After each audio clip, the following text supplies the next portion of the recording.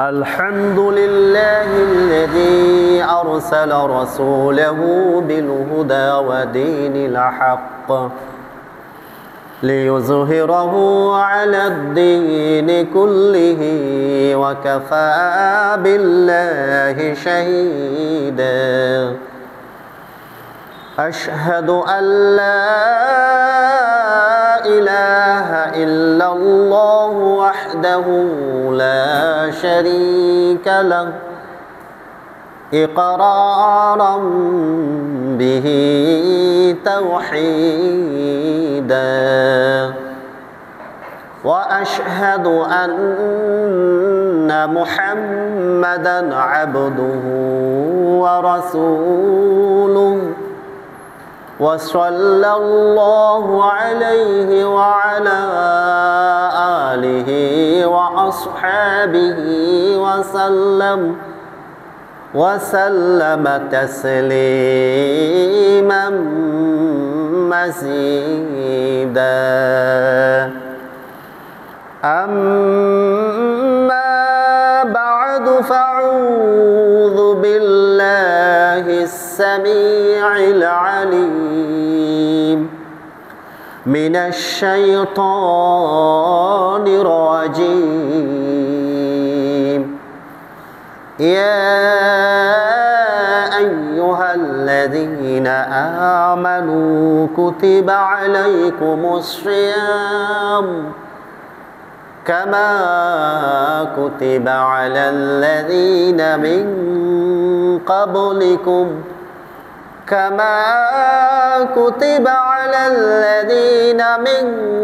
قبلكم لعلكم تتقون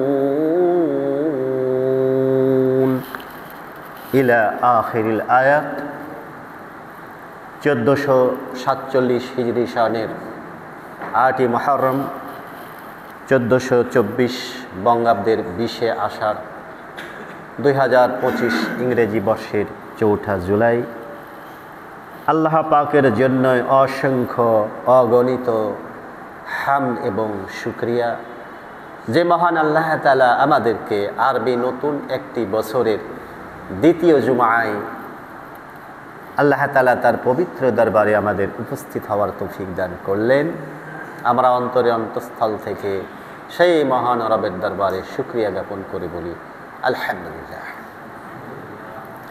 অতঃপর অসংখ্য অগণিত সালাত এবং সালাম শান্তির ফলগুধারা বর্ষিত হোক বিশ্ব রাসূল নবিকুল শিরভূষণ আহমদি মুস্তফা মুহাম্মদি মুস্তফা সকলে বলি সাল্লাল্লাহু আলাইহি সাল্লামের উপরে, যার মাধ্যমে আমরা আল্লাহ পাকের পক্ষ থেকে সঠিক দ্বীন ইসলাম সঠিক রাস্তা পেয়েছি, ন্যায় এবং সত্যকে আমরা জানতে পেরেছি এবং সত্যকে অবলম্বন করার তৌফিক পেয়েছি। পেয়ারে হাজিরিন, অধ্যকার খুতবার আলোচনার বিষয়বস্তু হচ্ছে নফল সিয়াম এর গুরুত্ব এবং ফজিলত সম্পর্কে। যেহেতু এটি আরবি হিজরি বর্ষের প্রথম মাস মুহররম চলছে, আর এই মুহররম মাসটিকে আল্লাহ তাআলা তিনি নিজের দিকে সম্বোধন করেছেন। বলা হচ্ছে শাহরুল্লাহ, মুহররমকে আল্লাহ তাআলা বলছেন এটি আমার মাস, অত্যন্ত সম্মানিত এবং মর্যাদাবান একটি মাস, যেই মাসটিতে যুদ্ধ বিগ্রহ ইসলাম পূর্ব যুগেও নিষেধ ছিল, জাহেলিয়াতের যুগেও নিষিদ্ধ ছিল। মহাপবিত্র একটি মাস। আর এ সম্পর্কে আল্লাহ রাসূল সাল্লাল্লাহু আলাইহি ওয়াসাল্লাম আমাদেরকে জানিয়ে দিয়েছেন সহিহ মুসলিম 1163 নম্বর হাদিস। আল্লাহ নবী বলেন আফদালুস সিয়াম, আফদল মানে সবচেয়ে উত্তম, আল্লাহ পাকের কাছে পছন্দনীয়, মর্যাদার দিক থেকে, নেকির দিক থেকে উত্তম সিয়াম, শ্রেষ্ঠ সিয়াম বা রোজা হচ্ছে বাদা রমাজান, রমজানের পরে শাহরুল্লাহিল মুহররম, মুহররম মাসের সিয়াম বা রোজা। তাহলে রমজানের সিয়াম ফরজ, এটি তো বাধ্যতামূলক, কিন্তু আল্লাহর নবী বলছেন যে রমজান মাসের পরে অন্য যে 11টি মাসে নফল সিয়াম রয়েছে, নফল রোজা রয়েছে, এ সমস্ত নফল সিয়াম বা সমস্ত নফল রোজার মধ্যে আল্লাহ পাকের কাছে সবচাইতে ফজিলতপূর্ণ, নেকির দিক থেকে, সওয়াব লাভের দিক থেকে রমজানের পরের যে সিয়ামটা আল্লাহ পাক বেশি পছন্দ করেন সেটি হচ্ছে মুহররম মাসের সিয়াম। আর এই মুহররম মাসের সিয়াম এটি আল্লাহ রাসূল সাল্লাল্লাহু আলাইহি ওয়াসাল্লামের উপরে যে দ্বিতীয় হিজরি সনে রমজানের বিধান আসলো, রমজানের রোজা ফরজ হওয়ার আল্লাহ পাকের পক্ষ থেকে হুকুম আসলো। এই রমজানের রোজা ফরজ হওয়ার পূর্বে মুহররমের সিয়াম কিন্তু ফরজ ছিল, সবাই সিয়াম পালন করত, মদিনাবাসীর সকলেই, শিশু বৃদ্ধ নবীন প্রবীণ সকলেই। এবং একটি ঘটনাও জানা যায়, সাহাবায়ে কেরাম বলছেন যে আমরা এই মুহররম আশুরা সিয়াম আমাদের শিশু বাচ্চাদেরও রাখাতাম। ক্ষুধার জ্বালাই, ক্ষুধার যন্ত্রণায় যখন তারা কাতর হয়ে যেত, তখন আমরা ওই যে খেলনা জাতীয়, যেটা আমাদের স্থানীয় ভাষায় চুস্কা বলে, ওটা হাতে ধরিয়ে দিতাম, বাচ্চারা চুষতে থাকতো, আর এইভাবে ইফতারের সময় হয়ে যেত। সুবহানাল্লাহ, সুবহানাল্লাহ। তো আল্লাহ রাসূল সাল্লাল্লাহু আলাইহি ওয়াসাল্লামকে প্রশ্ন করা হয়েছিল, সাহাবায়ে কেরাম জানতে চেয়েছিলেন যে এই মুহররম আশুরার সিয়ামের ফজিলত বা গুরুত্ব আল্লাহ পাকের কাছে কতটুকু। সহিহ মুসলিম 1162 নম্বর হাদিস, ইবনে মাজাহ 1738 নম্বর হাদিস। আল্লাহ রাসূল বলছেন যে সিয়ামু ইয়াউমি আশুরা, আশুরা দিবসের সিয়ামটা, এই যে 10ম তারিখ, যেটি আগামীকালকে পরের দিন, আগামী রবিবার। তা আল্লাহ নবী বলছেন যে মুহররমের 10 তারিখের যে সিয়াম, এই সিয়াম এটা ইন্নী আহতাসিবু, আমি আশা রাখি, এটা কামনা করি, আল্লাহ পাকের কাছে আমার এটা প্রত্যাশা, আশা আল্লাহ, যে আইউ কাফিরা সানাতাল্লাতী ক্বাবলাহু, এই মুহররম আশুরার 10ম তারিখের একটি নফল সিয়াম রাখা, নফল রোজা রাখা, যে ব্যক্তিটা রাখবে, তা আমার দৃঢ় বিশ্বাস এটা আল্লাহ তাআলা দিবেন ওই ব্যক্তিকে, যে সে একটি নফল সিয়াম মুহররম আশুরা অর্থাৎ মুহররমের 10ম তারিখের যে সিয়াম বা রোজা, এই রোজাটি রাখার কারণে আল্লাহ তাআলা তার বিগত যেটা পাস্ট ইয়ার, একটি বছর চলে গেছে, তার একটি বছরের গুনাহ বা পাপ আল্লাহ তাআলা ক্ষমা করে দিবেন। বলেন আলহামদুলিল্লাহ। তো বিরাট একটা প্রাপ্তি আমাদের জন্য আল্লাহ তাআলা রেখেছেন আল্লাহ পাকের পক্ষ থেকে, এটা একটা পুরস্কার।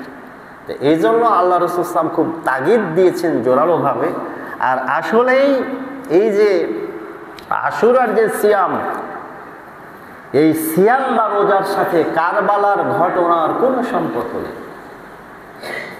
আল্লাহ পাকের পক্ষ থেকে এটি আমাদের জন্য, এই মুহররম আশুরা আসলেই শোকের কোনো মাস ছিল না, এটি আনন্দের মাস ছিল, এটি বিজয়ের মাস ছিল।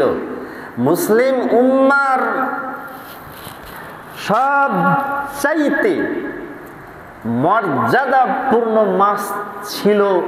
ইসলামের সেই শুরু থেকেই, আসমান জমিন যখন সৃষ্টি করেছেন, তখনই আল্লাহ তাআলা 12টি মাসও সৃষ্টি করেছেন। সুতরাং কাকতালীয়ভাবে মুহররমের 10ম দিবসে কারবালার যে মর্মান্তিক বিয়োগাত্মক ঘটনা ঘটে গিয়েছিল, এর সাথে মুহররমের রোজার কোনো সম্পর্ক নাই। জেনে রাখুন, যদি কেউ হাসান হোসেন শহীদ হয়েছে এই নিয়াতে আশুরা দিবসে সিয়াম বা রোজা রাখে, অবশ্যই সে পাপী হবে, গুনাহগার হবে। অতএব সাবধান। এই মহরমের 10ম তারিখ ইতিহাসে অত্যন্ত বিখ্যাত। যত বড় বড় ঘটনা সংঘটিত হয়েছে এই মহরম মাসের 10ম দিবসে। মুসা আলাইহিস সালামকে সেই তৎকালীন স্বৈরাচারী সরকার, দাম্ভিক সরকার, এর মতো বদ, এর মতো অভিশপ্ত শাসক পৃথিবীতে আর আসবে না। আল্লাহ তাআলা তাকে কিয়ামত পর্যন্ত বিশ্বের যত বড় বড় স্বৈরাচারী শাসক রয়েছে, অত্যাচারী শাসক রয়েছে, দাম্ভিক শাসক রয়েছে, তাদেরকে ওই ফেরাউনের মাধ্যমে ইবরাত হাসিলের জন্যে, উপদেশ গ্রহণ করার জন্যে আল্লাহ তাআলা তাকে শুটকি বানিয়ে ওই মিশরের জাদুঘরে পিরামিড আকারে সংরক্ষণ করে রেখেছেন। তো মুসা আলাইহিস সালাম তার জাতি বনি ইসরায়েলদের নিপীড়ন, অত্যাচারের হাত থেকে আল্লাহ তাআলা ফেরাউনের হাত থেকে বনি ইসরায়েল বংশকে উদ্ধার করেছিলেন। সূরা বাকারার মধ্যে ঘটনা রয়েছে, সূরা আরাফের মধ্যে ঘটনা এসেছে, সূরা দোখানের মধ্যে ঘটনা এসেছে। আবার আলোচনার বিষয় ওটি নয়। এক কথাই কাকতালীয়ভাবে ঘটনা ঘটেছিল, কিন্তু মহরমের সিয়ামের সাথে কারবালার সিয়ামের কোনো পার্থক্য নেই। আমরা সিয়াম রাখবো, ইহুদিরাও এই দিবসে সিয়াম রাখে, 10 তারিখে তারাও রোজা রাখে।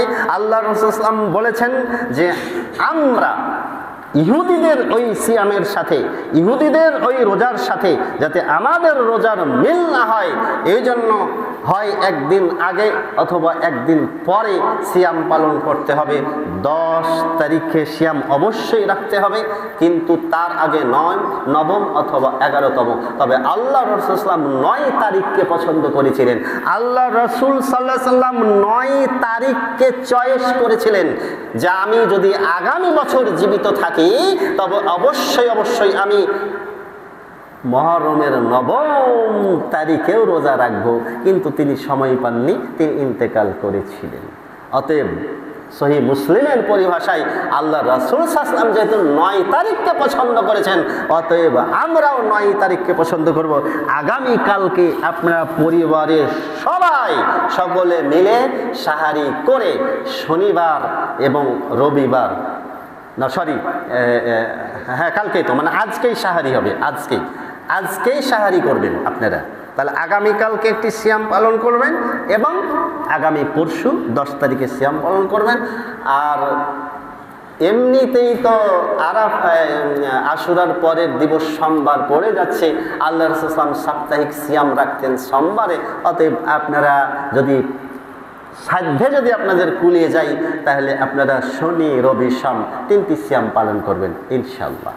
এখন এই সিয়াম, এই নফল সিয়াম, আমি খুতবার শুরুতেই সূরা বাকারার যে 183 নম্বর আয়াত, যে আয়াতটির দুটো অর্থ হয়, আমরা যদি এই আয়াতটিকে রমজান মাসের সাথে মিলিয়ে নিতে চাই, তাহলে কুতিবা শব্দের তর্জমা হবে ফরিয়ে দেওয়া। মানে আল্লাহ তাআলা বলছেন যে হে ইমানদারগণ, হে মুসলিম সমাজ, তোমাদের প্রতি আমি সিয়াম বা রোজা ফরজ করেছি, যেমনটি ফরজ করেছিলাম অতীত সকল উম্মতের ওপরে। যখন আমরা এইভাবে তাফসীর করব, আলোচনা করব রমজান মাসে, তখন কুতিবা শব্দের অর্থ হবে ফরিয়েদা, মানে ফরজ করা হয়েছে। আবার এই আয়াতটি যখন আমরা নফল সিয়ামের ক্ষেত্রে ব্যবহার করব, তখন কুতিবা শব্দের অর্থ হবে প্রেসক্রাইবড। মানে আল্লাহ তাআলা বলছেন, হে ইমানদারগণ, হে মুসলিম সমাজ, তোমাদের ওপরে আমি রোজার বিধান দিয়েছি। বুঝতে পারছেন তো? মানে আপনি কোরআনের একটা আয়াতের তর্জমা আপনি একভাবে করতে পারবেন না। স্থান ভেদে, মাস ভেদে, কাল ভেদে আয়াতের যেই একটি শব্দের অর্থ পরিবর্তন হয়। কুতিবা শব্দের অর্থ খুলে দেখেন, ইংরেজিতে ট্রান্সলেট করা হয়েছে প্রেসক্রাইবড। এর আরেকটি অর্থ হয়, আমি তোমাদেরকে সিয়ামের বিধান দিয়েছি লিখিত আকারে। কুতিবা মানে লিখে দেওয়া হয়েছে, আদেশ করা হয়েছে, অর্ডার করা হয়েছে। যেমনটি আদেশ করা হয়েছিল তোমাদের পূর্ববর্তী সকল উম্মতের ওপরে। তা আল্লাহ তাআলা কেন সিয়াম বা রোজার মতো এত বড় একটা বিধান দিলেন, হোক সেটা ফরজ বা হোক সেটা নফল? আল্লাহ তাআলাকে খুশি করার জন্যে, আল্লাহ তাআলাকে রাজি করার জন্যে, আল্লাহ তাআলাকে সন্তুষ্ট করার জন্যে আল্লাহ পাকের শাস্তি, চিরন্তন শাস্তি, ভয়ানক শাস্তি, জাহান্নাম থেকে মুক্তি পাওয়া সবচাইতে বড় ইবাদত হচ্ছে সিয়াম বা রোজা। বলা যায় ইবাদতের জগতে আল্লাহ পাককে রাজি খুশি করার জন্যে, ইবাদতের জগতে জাহান্নাম থেকে মুক্তি পাওয়ার জন্যে সিয়ামের চাইতে আর এত বড় ইবাদত, সিয়ামের মতো আর সমতুল্য ইবাদত ইসলামে আর দ্বিতীয়টি রাখা হয়নি। সুতরাং আমরা যে আগামীকালকে সিয়াম রাখবো এবং আশুরা দিবস সিয়াম রাখবো, কেন রাখবো? তা আল্লাহ তাআলা বলছেন যে লাআল্লাকুম তাত্তাকুন। তাত্তাকুন শব্দের অর্থ কি? ইত্তিকা, মানে বেঁচে থাকা, পরিত্রাণ লাভ করা, মুক্তি পাওয়া। তো লাআল্লাকুম তাত্তাকুন অর্থ লাআল্লাকুম তাজতানিবুন বা তুনজিকুম বা তুনকিযুকুম মিনান নারি। আল্লাহ তাআলা বলছেন আশা করা যায় যে তোমরা এই সিয়াম পালন করার মাধ্যমে, হোক সেটা নফল হোক সেটা ফরজ, এই সিয়াম পালন করার মাধ্যমে আশা করা যায় যে তোমরা আমার জাহান্নামের শাস্তি থেকে বেঁচে যাবে, পরিত্রাণ লাভ করবে, মুক্তি পাবে। দলিল হাদিসের অংশটা ছোট্ট, এর রেফারেন্স অনেক। চলুন, সহিহ বুখারী 1894, 1903, 1904, 6057, সহিহ মুসলিম 1761, 2762, আবু দাউদ 2362, 2363, তিরমিজি 707, নাসাই 2215, 2230, ইবনে মাজাহ 1639, আহমদ 7679, আর তারগিব 971, মিসকাত 1999। আবু হুরায়রা রাদিয়াল্লাহু তাআলা আনহু এবং ওসমান রাদিয়াল্লাহু তাআলা আনহু, দুইজন সাহাবী এই হাদিসটি বর্ণনা করছেন। আল্লাহ নবী বলেন আস-সাওমু জুন্নাতুম মিনান নারি, নিশ্চয় সিয়াম বা রোজা হচ্ছে, নিশ্চয় সিয়াম বা রোজা হচ্ছে জাহান্নামের আগুন থেকে মুক্তির ঢাল স্বরূপ। শেল্টার, প্রোটেকশন শিল্ড, নিরাপদ আশ্রয়, প্রতিরক্ষা বুর্জ, সুরক্ষিত দুর্গ, নিরাপদ আশ্রয় স্থল। আমরা যদি অধিক পরিমাণে, অধিক হারে, বেশি বেশি নফল সিয়াম পালন করি, নফল রোজা রাখি, আল্লাহ তাআলা বলছেন যে এর মাধ্যমে আশা করা যায় তোমরা জাহান্নামের শাস্তি থেকে বেঁচে যাবে। তো কিভাবে বাঁচবে? আমি তোমাদেরকে এই জাহান্নামের আগুন থেকে বাঁচাবো এ সম্পর্কে এক হাদিসের ব্যাখ্যা আরেক হাদিস করে, যেমন এক আয়াতের তাফসীর আরেক আয়াত দ্বারা করে। বুখারী 2894, মুসলিম 2767, তাবারানী 3249, আর তারগিব 988, মিসকাত 2053। আবু হুরায়রা রাদিয়াল্লাহু তাআলা আনহু এবং আবু সাঈদ খুদরি রাদিয়াল্লাহু তাআলা আনহু বর্ণনা করছেন। আল্লাহ নবী বলেন মান সামা ইয়াওমান, যেই ব্যক্তি একদিন মাত্র একটি রোজা রাখবে, যে ব্যক্তি মাত্র একটি সিয়াম পালন করবে, একটি নফল রোজা রাখবে, ফি সাবিলিল্লাহি, একমাত্র আল্লাহ রাব্বুল আলামিনকে সন্তুষ্টি করার জন্য, তারই রাস্তায়, তারই পথে, এর বিনিময়, এর সওয়াব একমাত্র আল্লাহ পাকের কাছে নেওয়ার জন্য, একমাত্র আল্লাহ পাককে সন্তুষ্ট করার জন্য যে ব্যক্তি মাত্র একটি সিয়াম, একটি রোজা রাখবে, আল্লাহ নবী বলেন বা'আদাল্লাহু ওয়াজহাহু আনিন নারি 70 খরিফা। আল্লাহ রাসূল সাল্লাল্লাহু আলাইহি ওয়াসাল্লাম বলছেন যে এই একটি নফল সিয়াম রাখার কারণে, একটি নফল রোজা রাখার কারণে আল্লাহ তাআলা তাকে জাহান্নামের দূরত্ব থেকে 70 বছর দূরত্বে রাখবেন। 70 বছর মানে এটা আরবীয় পরিভাষা। আরেক হাদিসে বর্ণনায় রয়েছে বইদাত মিনহুন নারু মাসিরাতা মিআতা আমিন, 100 বছরের দূরত্বে অবস্থান করবে। এখন 70 আর 100 মানে পরিভাষা। দোস্ত, প্রিয় দোস্ত, মেরে প্রিয় দোস্ত, দীর্ঘদিন থেকে দেখা নাই, কি ব্যাপার দোস্ত, দেখা যায় না কেন? তোমার প্রতীক্ষায় পথ চেয়ে আছি, আমার বাড়ি যে যাওয়া লাগে দোস্ত একদিন। আরে দোস্ত বলো কি, একদিন কেন, 10 দিন যাব, 100 দিন যাব, আমরা বলি না? বলি তো। অর্থাৎ এখানে 10 বা 20 বা 100 সংখ্যা কোনো ধর্তব্য নয়, মানে অসংখ্য, যখনই সময় পাবো যাব। তো 70-100 মানে আল্লাহ তাআলা বলছেন নেভার।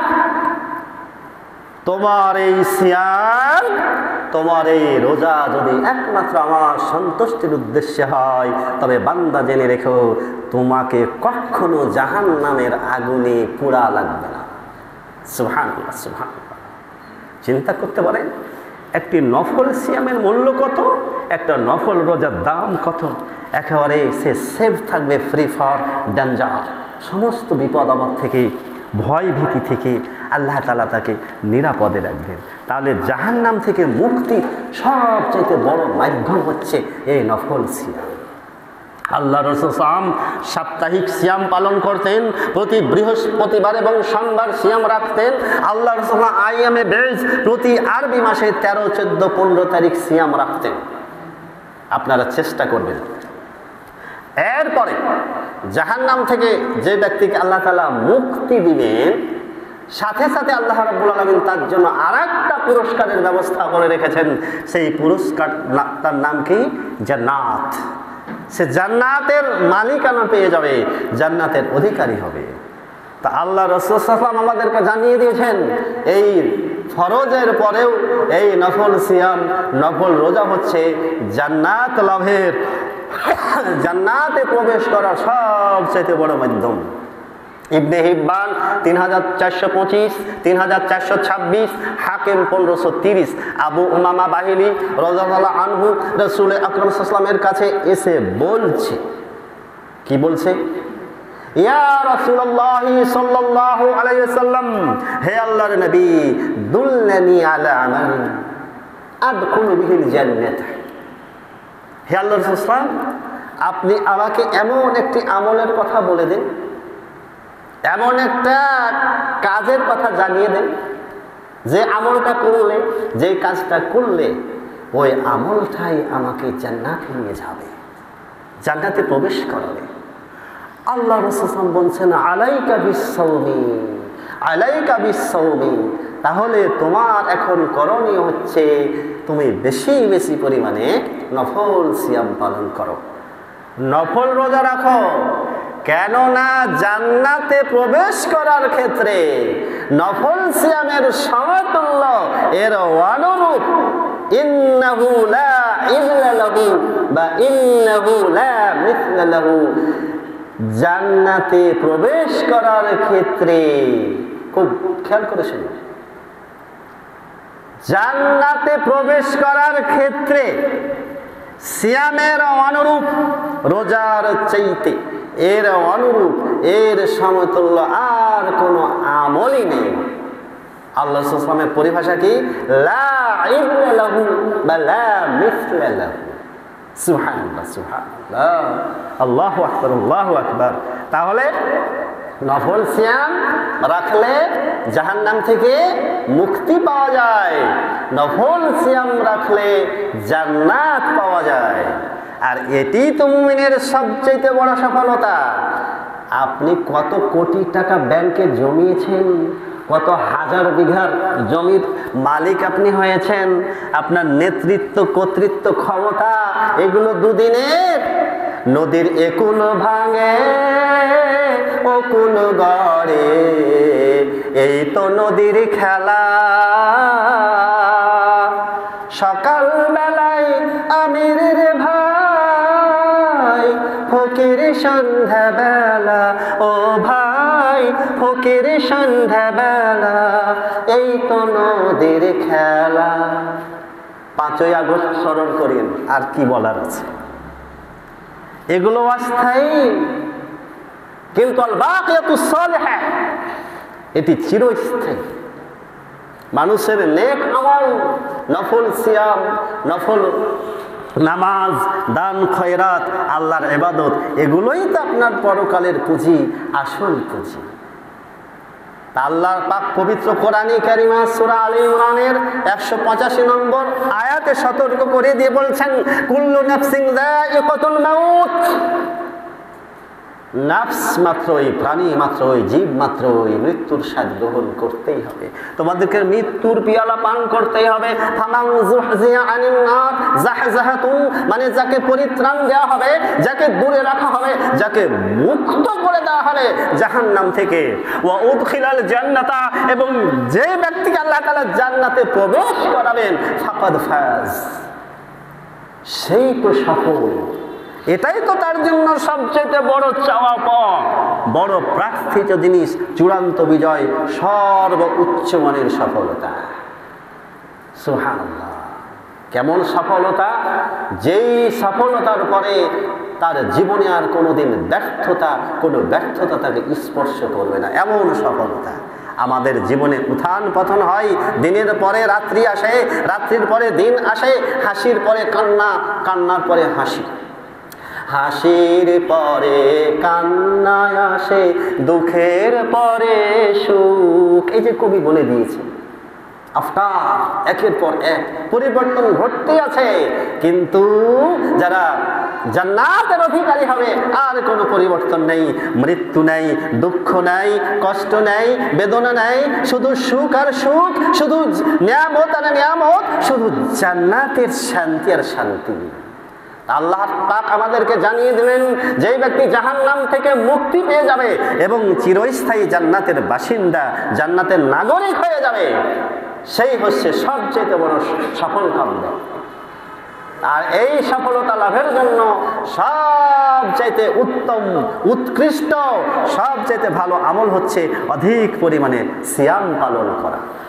আর তারগীব 985 নম্বর হাদিস, আল্লাহ রাসূল বলছেন, মান সামা ইবতিগা ওয়াজহিল্লাহি, যে ব্যক্তি আল্লাহ রাব্বুল আলামিনকে সন্তুষ্ট করার জন্য, তাকে রাজি খুশি করার জন্য মাত্র একটি দিন নফল সিয়াম পালন করবে, খুতিমা লাহু বিহা দাখালাল জান্নাহ।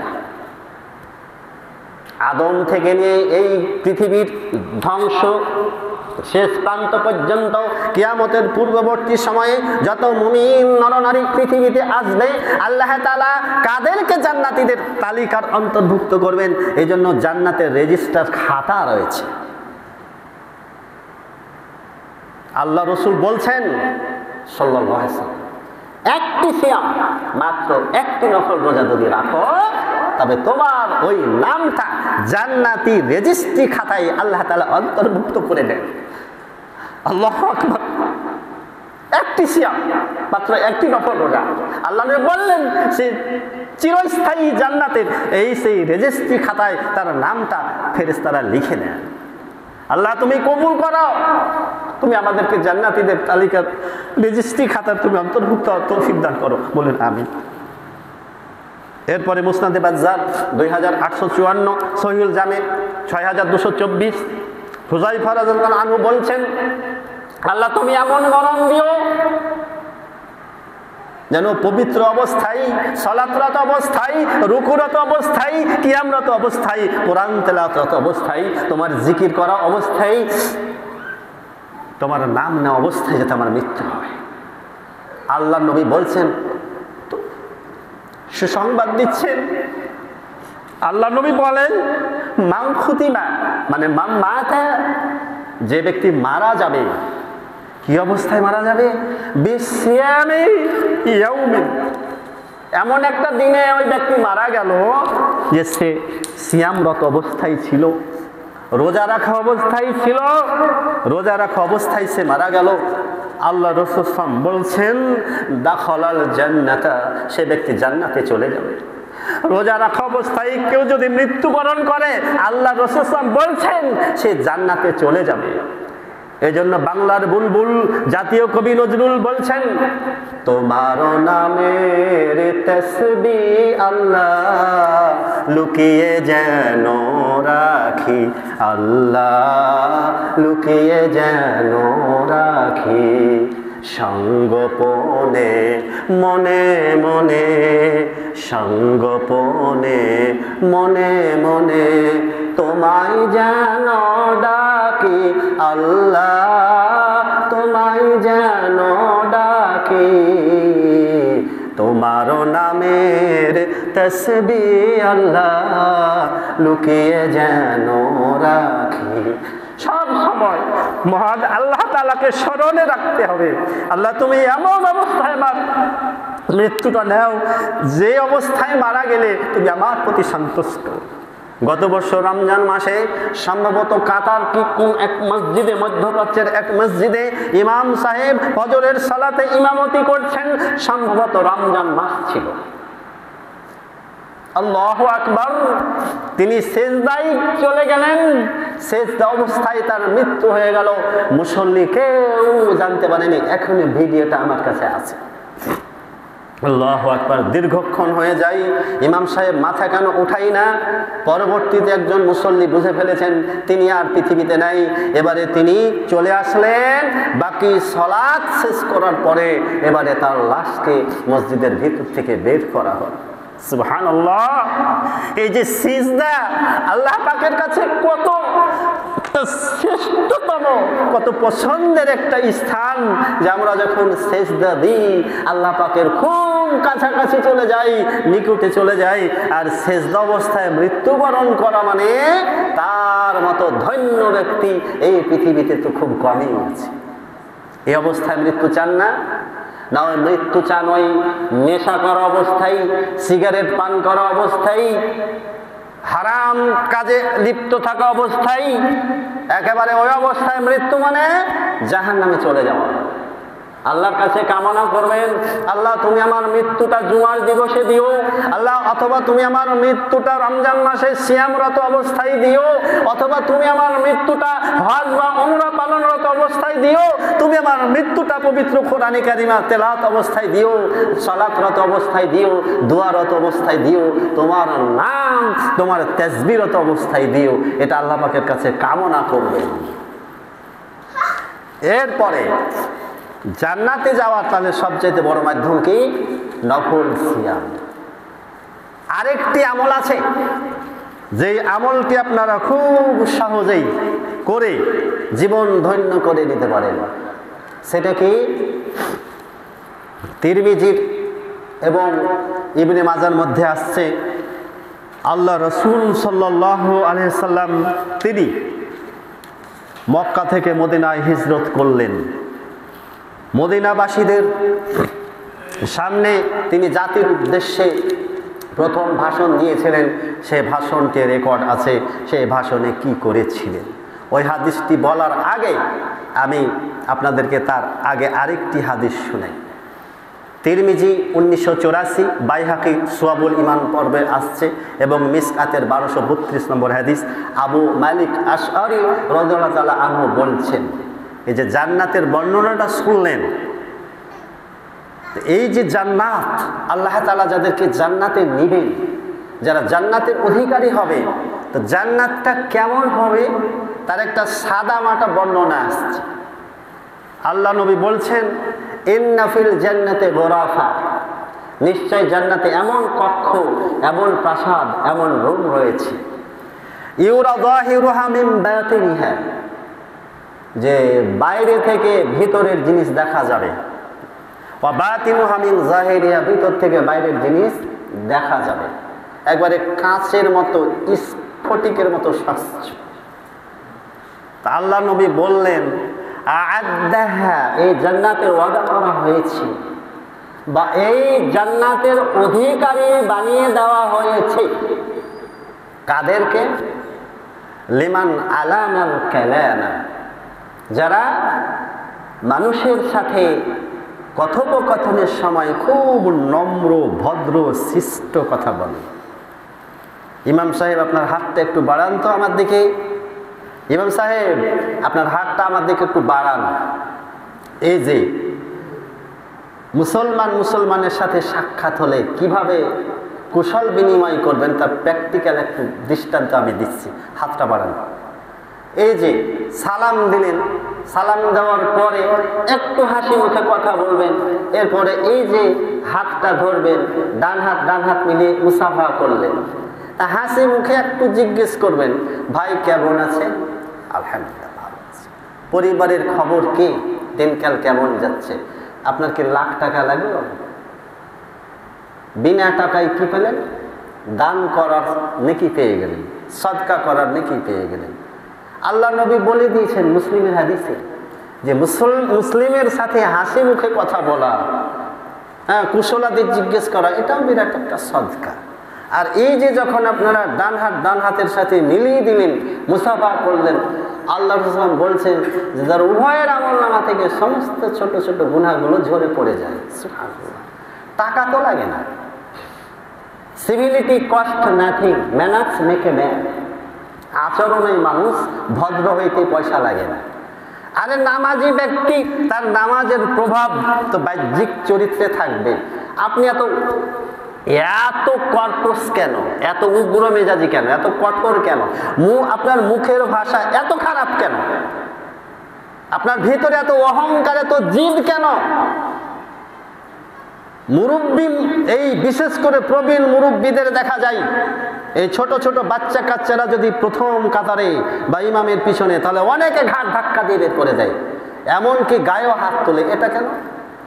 মসজিদ তো কারো পৈতৃক সম্পত্তি নয়, এখানে যে কারো ব্যক্তি আসতে পারে, সকলের অধিকার সমান।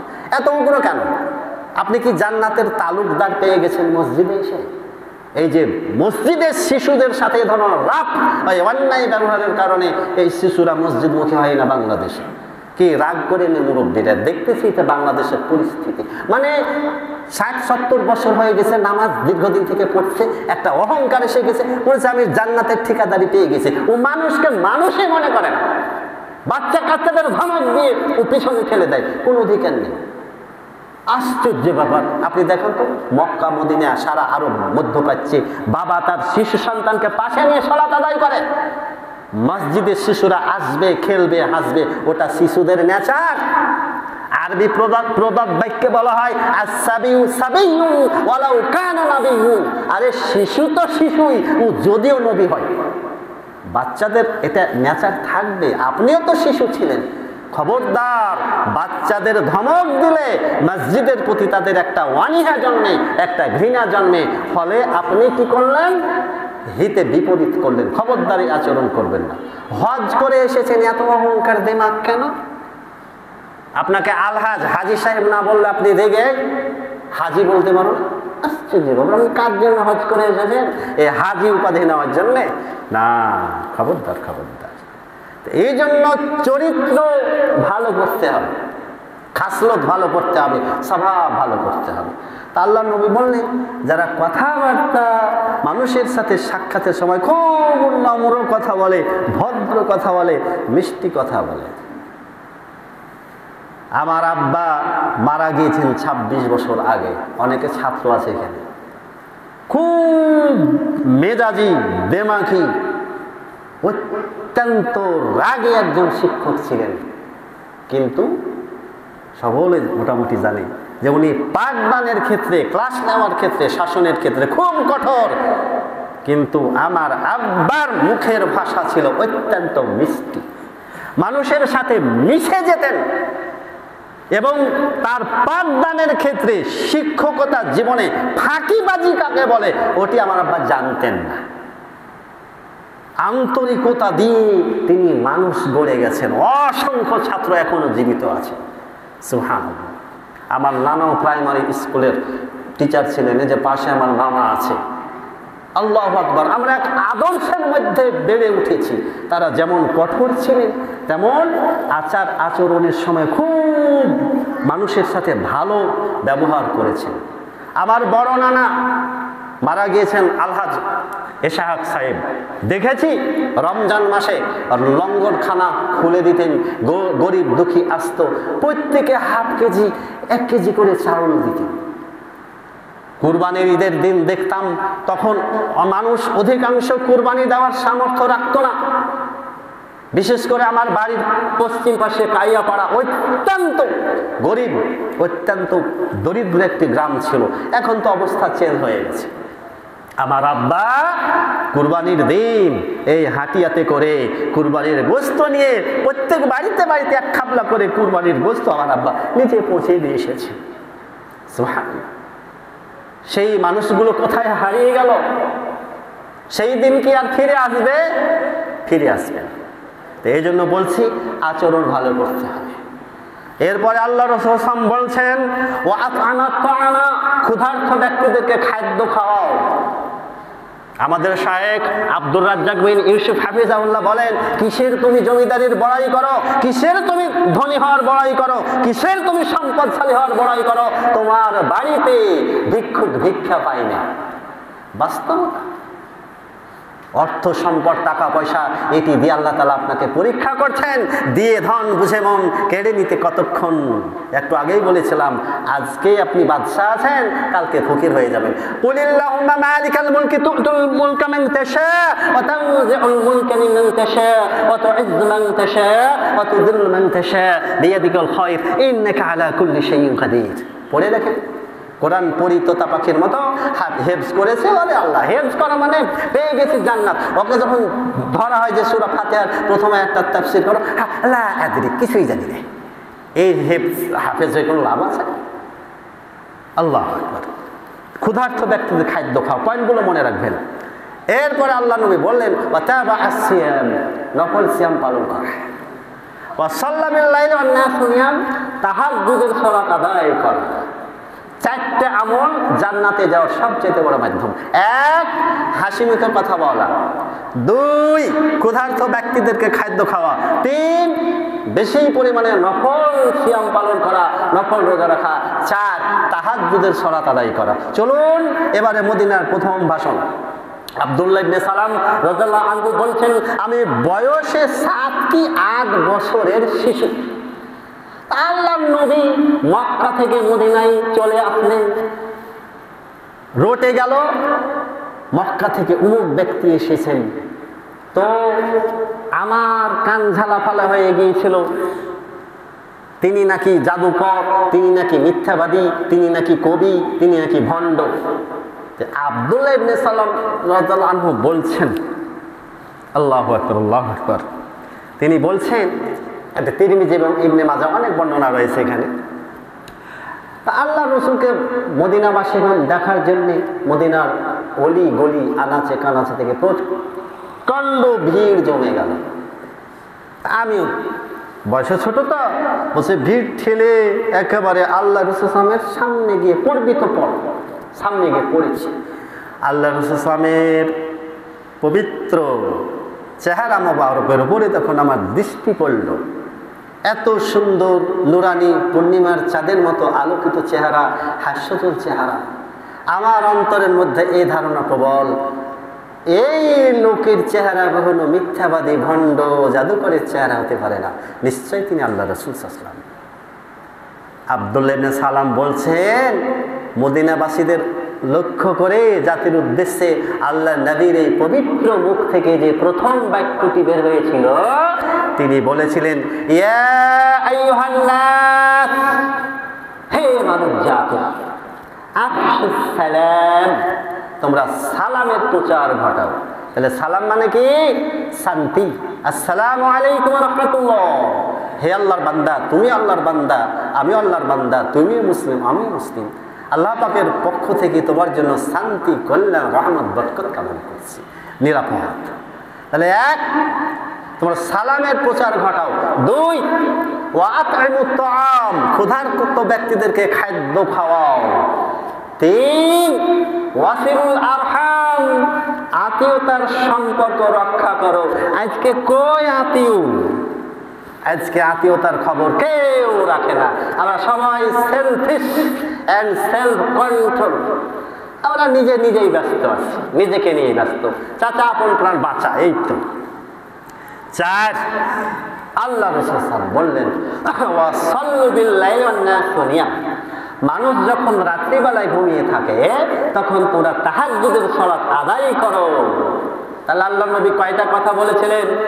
সালাম দাও, 2 নম্বরে ক্ষুধার্ত ব্যক্তিদের খাদ্য খাওয়াও, 3 নম্বরে আত্মীয়তার সম্পর্ক রক্ষা করো, 4 নম্বরে তাহাজ্জুদের সালাত আদায় করো। তাদখুলুল জান্নাতা বিসসালাম, তাহলে খুব আরামে, অত্যন্ত নিরাপদে, অত্যন্ত শান্তির সাথে জান্নাতে চলে যাবে। আলহামদুলিল্লাহ। এখন তাহাজ্জুদের সালাত আদায় করা এটা তো জানতেন ব্যাপার নয়। এমনি তো রাত্রি ছোট, রাত্রি 9টায় এশার খেতে দিতে 10টা, যদি বাড়ি ঘরের আনুষঙ্গিক কাজকর্ম সারতে 12টা, 3:30টার পরেই ফজরের রক্ত হয়ে যায়। এই 3 ঘন্টা 4 ঘন্টা ঘুমে কি আর পোষায়? হয় না তো, তাই তো বাস্তবতা না? শুনেন, আচ্ছা, আল্লাহ রাসূল সাল্লাল্লাহু আলাইহি ওয়াসাল্লাম যদি আল্লাহ পাকের পক্ষ থেকে তাহাজ্জুদ সালাতের স্থলাভিষিক্ত বিকল্প কোনো আমল যদি দিয়ে থাকেন, তো সেটা আপনাদের দৃষ্টিতে খুব হালকা মনে হবে নাকি, যে এটা কেমন কথা হলো নাকি? কিন্তু বাস্তবতা হলো ওমা ইয়ানতিকু আনিল হাওয়া ইন হুয়া ইল্লা ওয়াহয়ুন ইউহা। আল্লাহ রাসূল তিনি বানিয়ে কোনো একটা কথাও বলেন না। একটা কমা, একটা দাড়ি, একটা সেমিকোলন, ড্যাশ, বিন্দু বিসর্গ, প্রত্যেকটা কথা আল্লাহ পাকের পক্ষ থেকে। তো দেখুন বাস্তবতা আল্লাহ রাসূল সাল্লাল্লাহু আলাইহি ওয়াসাল্লাম তিনি তুলে ধরছেন তাহাজ্জুদের স্থলাভিষিক্ত, অর্থাৎ আপনি তাহাজ্জুদ না পড়েও তাহাজ্জুদের নামাজ আদায় করে জান্নাতীদের অন্তর্ভুক্ত হয়ে যেতে পারবেন ইনশাআল্লাহ। তো আমলটা কি? মিসকাত 1286 নম্বর হাদিস দেখবেন, সহিহ ইবনে খুজাইমা 1106, সিলসিলা সহিহা 1993, দারামি 1635। আন সাওবান আনিন নবী সাল্লাল্লাহু আলাইহি সাল্লাম, সাওবান রাদিয়াল্লাহু আনহু আল্লাহ রাসূলের পক্ষ থেকে বর্ণনা করছেন, قال আল্লাহ নবী বলেছেন, দেখেন, ইন্না হাদাস সাহরা জুহুদুন ওয়া সাকিলুন, নিশ্চয় রাত্রিতে উঠে রাত্রি জেগে তাহাজ্জুদের সালাত আদায় করাটা, তাহাজ্জুদের নামাজ পড়াটা খুবই পরিশ্রম। জুহুদুন বড়ই কষ্টের একটা ব্যাপার, অত্যন্ত কঠোর পরিশ্রমের ব্যাপার। ওয়া সাকিলুন, এবং এটা অনেক একটা ভারী কাজ। মানুষ যখন অতিরিক্ত মোটা হয়ে যায়, শরীর ভারী হয়ে যায়, তার নড়াচড়া কষ্ট। তা আল্লাহ রাসূল বলছেন যে ওই রকম সাকিলুন মানে হেভি ওয়েটফুল, খুব ভারী একটা কাজ। আল্লাহ রাসূল কি বললেন? যে তাহাজ্জুদের নামাজটা আসলেই খুব কঠিন। এখন দেখেন আল্লাহর নবী বিকল্প রাস্তা এই উম্মতকে দিয়ে গেলেন, কেননা এই উম্মত দুর্বল। এই সুযোগ যাতে সবাই লাভ করে, আল্লাহ রাসূল বলে দিলেন, ফাইজা আউতারা আহাদুকুম, তোমাদের মধ্যে কোনো ব্যক্তি যখন বেতরের সালাত পড়ে নিবে, খুব খেয়াল করেন, তাহলে বেতরের সালাত পড়ে নিবে, বেতর সালাত আদায় করা হয়ে গেল, ফাল ইয়ারকা রাকাতাইন, সে যেন বেতর শেষে 2 রাকাত নফল পড়ে। কয় রাকাত? 2 রাকাত। ফাইন খামা মিনাল লাইলি, সে যদি রাত্রিবেলায় ঘুম থেকে জেগে উঠতে পারে তো সে তাহাজ্জুদ পড়বে। ওয়াইল্লা কানা, আর যদি সে ঘুম থেকে উঠে তাহাজ্জুদের নামাজ পড়তে না পারে, তো ওই যে বেতরের পরে 2 রাকাত নামাজ পড়েছিল নফল, ওটাই তার জন্য যথেষ্ট হয়ে যাবে। বলেন আলহামদুলিল্লাহ। মিসকাত 1287, তাবারানি 8065, আহমদ 22247 নম্বর হাদিস। এই বেতরের নামাজের পরে 2 রাকাত যে নফল নামাজ আল্লাহ রাসূল সাল্লাল্লাহু আলাইহি ওয়াসাল্লাম পড়েছেন, এবং এই 2 রাকাত নফলে আল্লাহ রাসূল সাল্লাল্লাহু আলাইহি ওয়াসাল্লাম কোন সূরা পড়েছেন সেটারও দলিল নেন, সবগুলো বর্ণনা সহিহ। আন আবি উমামাহ আন্না নবী সাল্লাল্লাহু আলাইহি ওয়াসাল্লাম, আবু উমামা রাদিয়াল্লাহু আনহু আল্লাহ রাসূল সাল্লাল্লাহু আলাইহি ওয়াসাল্লাম বর্ণনা করছেন, কানা ইউসাল্লিহুমা, নিশ্চয় আল্লাহ রাসূল সাল্লাল্লাহু আলাইহি ওয়াসাল্লাম 2 রাকাত নামাজ পড়তেন বাদাল বিত্রি, মানে আফটার বেতর, বেতরের পরে। ইয়াকরা ফীহিমা, তিনি ভেতরের 2 রাকাত সালাতে তিনি যথাক্রমে পড়তেন সূরা ফাতিহার পরে ইযা যুলজিলাতিল আরদু জিলজালাহা ওয়া কুল ইয়া আইয়ুহাল কাফিরুন। বুঝতে পারলেন তো? তাহলে প্রথম রাকাতে সূরা জিলজাল পড়বেন, দ্বিতীয় রাকাতে সূরা কাফিরুন পড়বেন। আর একটা আমল আপনারা হতভম্ব হয়ে যাবেন, আজকেই সকালবেলায় নোট করতে গিয়ে আজকেই হাদিসটা চোখে পড়েছে। এর আগে আমি জানতাম না, মানে আজকের দিনের আগে আমার এই আমলটি জানা ছিল না। এজন্য ইংরেজিতে কি বলে, the more you read the more you learn, আর practice makes a man perfect. আপনি যত স্টাডি করবেন তত অজানাকে জানতে পারবেন। চমৎকার বর্ণনা মুসান্নাফে ইবনে আবি শাইবা ৭২৭৫ নম্বর হাদিসে বর্ণনা করছেন সহিহ সনদে। আয়েশা রাদিয়াল্লাহু আনহা বলছেন এই হাদিসটা, তিনি বলেন আরবাআ বাদাল ইশাই, খুব খেয়াল করেন, এশারের ফরজ নামাজ পড়ার পরে সুন্নাত কয় রাকাত পড়েন? 2 রাকাতের পরে, আর 4 রাকাত যদি সুন্নাত ওটা নফল পড়েন, আরবাআ বাদাল ইশাই, আরবা মানে 4 রাকাত পড়বেন এশারের পরে, 2 রাকাত সুন্নাতের পরে 4 রাকাত এশার পড়বেন মানে এক সালামে, মানে বুঝতে পারলেন তো? অর্থাৎ 2 রাকাত পড়ে মাঝখানে বৈঠক করবেন। ইয়াদিল্লাবি মিসলিহিন্না মিন লাইলাতিল কদরি। আল্লাহু আকবার। আল্লাহ নবী বলছেন, কেউ যদি এশারের পরে 4 রাকাত নফল নামাজ এক সালামে পড়ে, তো সে যেন লাইলাতুল কদর অর্থাৎ কদরের রজনী জেগে যেই নেকি পেত, এই 4 রাকাত এশারের নফল পড়ার কারণে সে ব্যক্তি লাইলাতুল কদরের সম পরিমাণ নেকি পেয়ে যাবে। বলেন আলহামদুলিল্লাহ। তাহলে শুনলে তো মানতে হবে নাকি? ওয়াকালু সামি'না ওয়া আতা'না, আর ইহুদিদের কথা ছিল সামি'না ওয়া আসাইনা, শুনলাম কিন্তু মানতে পারবে না, মানব না আপনি যতই বলেন। এই জন্য শুনেন, আমল से जिंदगी बनती है, जन्नत भी और जहन्नम भी, अगर আমল नहीं तो कुछ नहीं, ना नूर भी है ना नार। আমলের মাধ্যমে আমাদের জন্য জান্নাত না জাহান্নাম নির্ধারণ। আল্লাহ তাআলা আমাদেরকে যেন কবুল করে নিন জান্নাতের উপরে, বলেন আমিন। আর আমি আরেকটা বিষয় কমন, এটা আমি প্রায় বলতেই থাকবো, যতদিন জীবিত আমি থাকবো, আপনাদের মাঝে যতবার আসবো ততবার আমি বলতেই থাকবো, কেননা এই অভ্যাসটা প্রায় মসজিদে আমি দেখে থাকি, যার ফলে আজকে সতর্ক করছি। কোড করে নিয়ে এসেছিলাম আপনাদের হাদিস কোন কোন এবং কত নম্বর হাদিসে আছে। অর্থাৎ এই যে এক হাতের আঙ্গুল, এই যে এইভাবে বসে থাকেন আপনারা, এই যে এইভাবে, প্রায় এটা যে কত বড় গর্হিত একটা পাপের কাজ, অন্যায় কাজ মনেই করি না। আর মনে করবো বা কেন?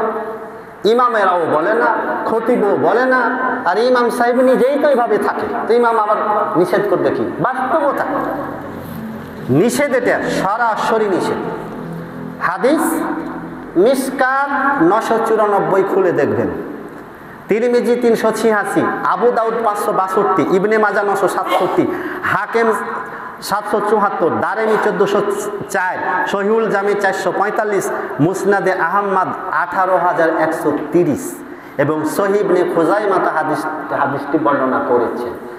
কাব ইবনে উজরা রাদিয়াল্লাহু আনহু বলছেন, ভাষাটা শুনেন, বলছে দাখালা আলাইয়াল মাসজিদে, আল্লাহ রাসূল সাল্লাল্লাহু আলাইহি ওয়াসাল্লাম তিনি মসজিদে আসলেন। কে বলছেন? কাব ইবনে উজরা রাদিয়াল্লাহু আনহু। যে ওয়াকাদ সাবাকতু, আর আমি কদ মানে নিশ্চয়তা, এটা তাগিদের জন্য বলছে, ওয়াকাদ সাবাকতু পাস্ট, মানে এবং আমি ছিলাম, সাবাকতু মানে এই যে আমি এই যে এক হাতের আঙ্গুল অপর হাতের আঙ্গুলের মধ্যে ঢুকিয়ে বসেছিলাম, বাইনা আসাবি'i, আমার হাতের আঙ্গুল। তাহলে কাব ইবনে উজরা রাদিয়াল্লাহু আনহু বলছেন যে আমি মসজিদে এক হাতের আঙ্গুল আর এক হাতের আঙ্গুলের মধ্যে ঢুকিয়ে এইভাবে বসেছিলাম, আর আল্লাহ রাসূল সাল্লাল্লাহু আলাইহি ওয়াসাল্লাম আমার কাছে আসলেন মসজিদে এসে, ফাকালা তিনি বললেন, লি মানে আমাকে বললেন, ইয়ে কার, হে কার, শব্দে শব্দে অনুবাদ করে দিচ্ছি বুঝার জন্য। ইরা যখন কুনতা তুমি থাকবে ফিল মসজিদে, মসজিদে অবস্থান করবে, মসজিদে থাকবে।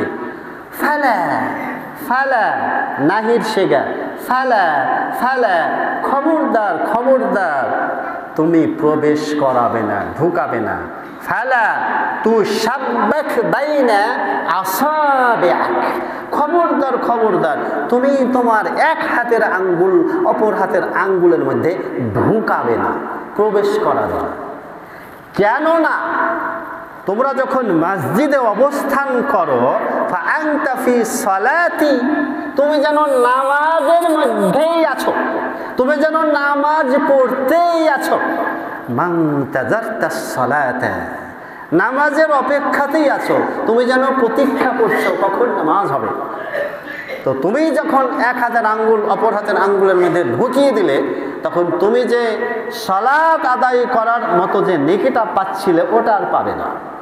অর্থাৎ আল্লাহর সাথে তোমার একটা সম্পর্ক ছিল, তোমার আমলনামায় ফেরেশতারা নেকি লিখতে আছে, তুমি যেন নামাজ পড়তে আসো, তুমি যেন দোয়া করতে আসো, তুমি যেন আল্লাহর কাছে মোনাজাত করতে আসো, আল্লাহর কাছে চাইতে আসো, আল্লাহর সাথে তোমার একটা সম্পর্ক জুড়ে গেছে। কিন্তু যখনই তুমি এই যে মামু বলার সাথে সাথে কাজ, মানে আমরা এখন ভুলার পাটি, ভুলতেই বসেছি, আমি যত বলছি ততই ভুলতেই বসেছি। তো আল্লাহর সাথে আমাদের এই সম্পর্কটা থাকবে না, একটাও নেকি লেখা হবে না। সুবহানাল্লাহ। আচ্ছা, এটা কোনো বৈজ্ঞানিক ব্যাখ্যা দিতে পারবেন? ব্যাখ্যা একটাই যে আল্লাহ রাসূল সাল্লাল্লাহু আলাইহি ওয়াসাল্লাম তিনি মন গড়া ইচ্ছা মতো কোনো কথা বলেন না। আল্লাহ রাসূল সাল্লাল্লাহু আলাইহি ওয়াসাল্লামের আদেশ নিষেধ প্রত্যেকটাই আল্লাহ পাকের পক্ষ থেকে, আর এর মধ্যে ক্ষতি আছে, সর্বনাশ আছে, ধ্বংস আছে বিধায় তো আল্লাহ রাসূল সাল্লাল্লাহু আলাইহি ওয়াসাল্লাম নিষেধ করে দিয়েছেন, তাই না? আল্লাহ নবী আরো বলেননি যে হ্যাঁ, আর একটা বিষয় যে মসজিদে জুমার দিন যখন আপনারা প্রবেশ করছেন, আজান হচ্ছে, এখন কি আজানের জবাব দিবেন না সুন্নাত শুরু করবেন? এই তো নাকি? শুনেন, আজানের জবাব দেওয়া এটা সুন্নাতও না, এটা ওয়াজিবও না, এটা ফরজও না, এটা মুবাহ, একটা মুস্তাহাব বিষয়। আজান চলছে, আপনি চাইলে আজানের জবাব দিতে পারবেন, নাও পারবেন। কিন্তু মসজিদে জুমার দিনে যখন ইমাম সাহেব খুতবার উদ্দেশ্যে মেম্বারে বসে গেছেন আর আজান চলছে, একমাত্র ফরজ জামাত আরম্ভ হওয়ার পূর্বে একামত হওয়া ছাড়া খুতবা চলুক আর আজান হোক, মসজিদে যখনই ঢুকবেন তখনই জরুরি ভিত্তিতে আগে সুন্নাত 2 রাকাত পড়ে বসবেন।